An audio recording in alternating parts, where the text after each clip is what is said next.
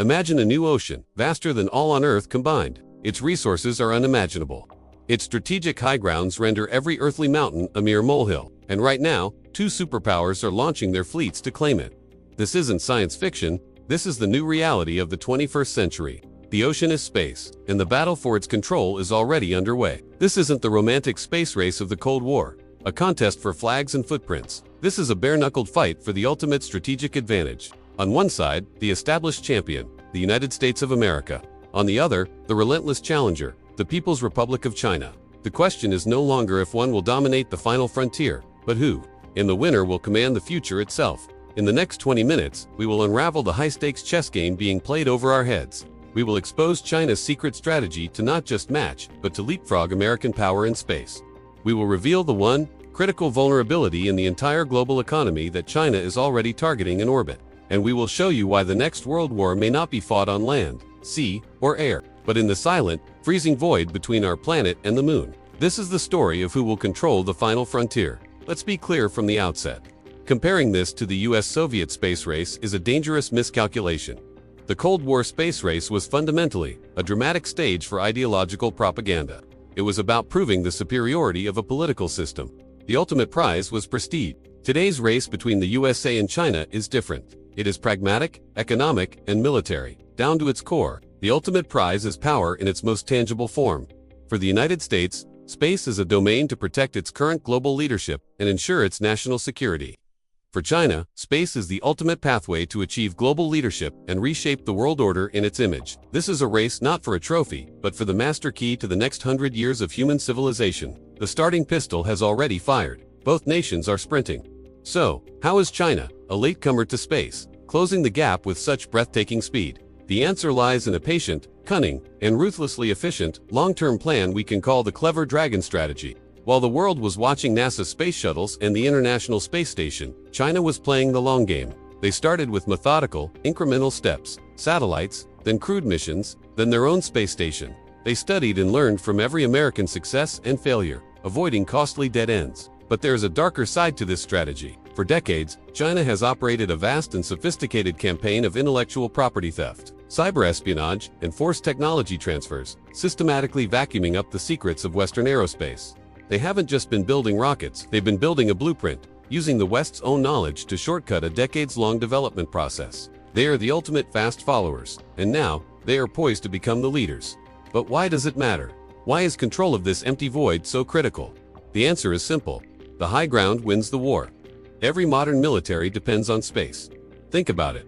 Precision-guided missiles. They are steered by satellite constellations like GPS, global communications, drone operations, troop movements, intelligence gathering. The nervous system of the entire American military, and indeed, NATO, runs through space.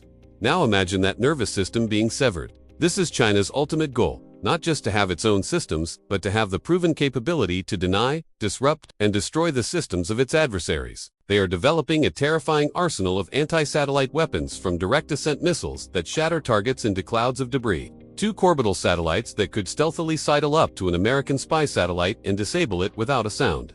The first move in any future conflict will not be on a battlefield on Earth. It will be a blinding flash in the silent, cold expanse of space, plunging a modern military back into the Dark Ages. Beyond this immediate military high ground lies the next great prize, the moon. And here's the shocking truth.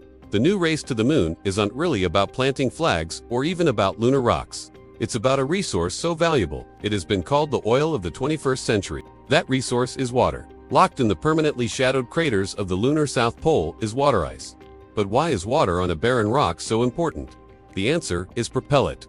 Water can be split into hydrogen and oxygen, the most powerful rocket fuel known to man. The moon is about to become the next Persian Gulf. Whoever can mine this water and build refueling stations in lunar orbit fundamentally changes the economics of space.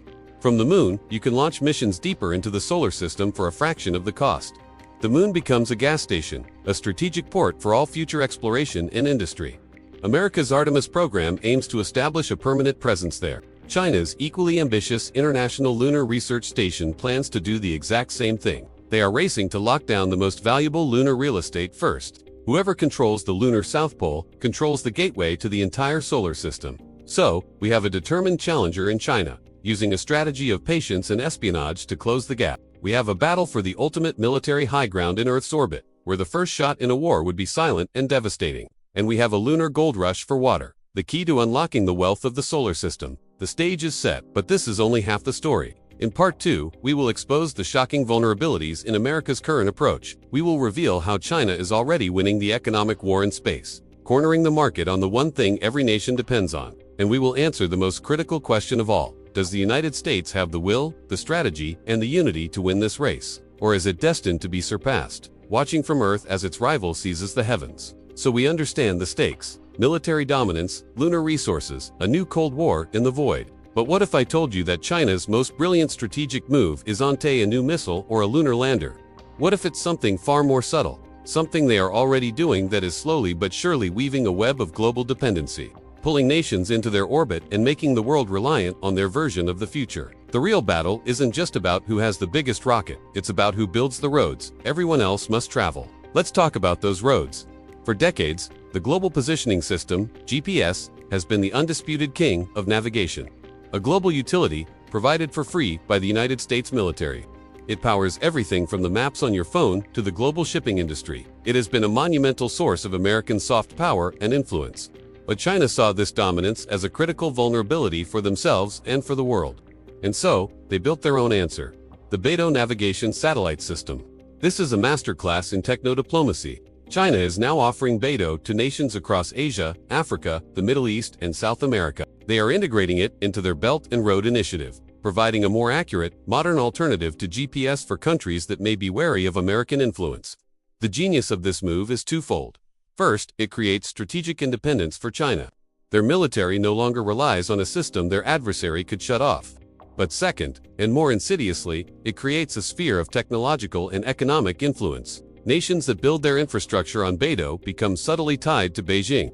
They buy Chinese receivers, use Chinese software, and ultimately find themselves within China's digital sphere of influence. This is how you build an empire in the 21st century, not with tanks, but with terabits. Faced with this coordinated, state-driven challenge, how is the United States responding? The American approach is a tale of two systems: the dynamism of the private sector versus the paralysis of the political system. On one hand, you have companies like SpaceX, which have revolutionized space access, slashing launch costs and making the American commercial space industry the envy of the world. This is America's greatest strength, its innovation engine. But on the other hand, you have a crippling weakness. NASA's goals and America's national space strategy are subject to the violent pendulum swing of American politics. With every new administration, priorities shift. Missions are canceled, timelines are stretched, and funding is uncertain. One president promises a return to the moon, the next shifts focus to Mars, and the one after that changes it back. This stop-and-start approach is a gift to China. While America debates, China executes. Their 5-year plans are not disrupted by election cycles. They have a clear, consistent, and funded vision stretching decades into the future. American private enterprise is a sprint, but China's state-led program is a relentless, disciplined marathon. And in a race this long, consistency wins. There is, however, a ghost haunting this high-stakes game, a threat that could make a winner of no one and a wasteland of Earth's orbit. It's called the Kessler syndrome. Imagine a single collision between two satellites in low Earth orbit. Now imagine that collision creates thousands of pieces of shrapnel, each traveling at 17,000 miles per hour. Those pieces then collide with other satellites, creating more shrapnel, triggering a runaway chain reaction. The end result, a cascading cloud of debris so dense that it renders entire orbital pathways unusable, effectively trapping humanity on Earth for generations. This is not science fiction. The debris is already there. And with tens of thousands of new satellites planned for mega constellations like Starlink and its Chinese counterparts, the risk is growing exponentially. Here lies a profound danger. A conflict in space, even a limited one involving anti-satellite tests, could accidentally trigger the Kessler syndrome. There would be no victory. The ultimate prize space itself would be destroyed.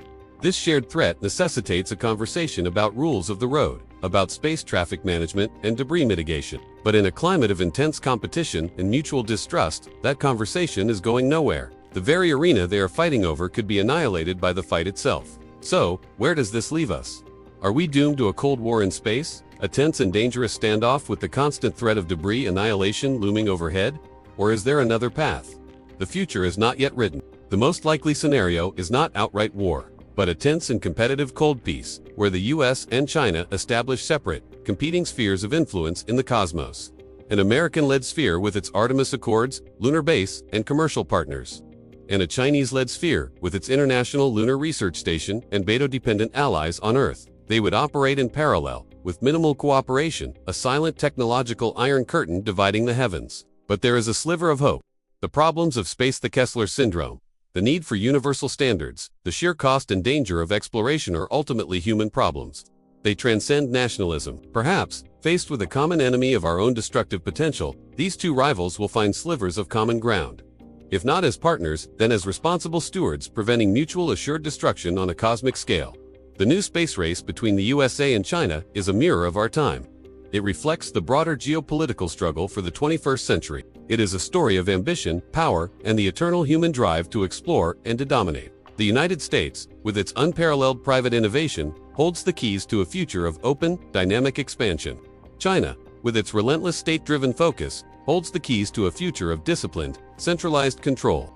One promises freedom, the other promises order. The outcome of this race will determine more than just which flag flies on the lunar surface. It will shape the fundamental character of humanity's future beyond Earth. Will it be a future of competition and fragmentation, of rival empires and the stars? Or will we, as a species, find a way to rise above our earthly divisions and embrace the cosmos as a common heritage? The rockets are fueled. The countdown has begun. The final frontier awaits its master.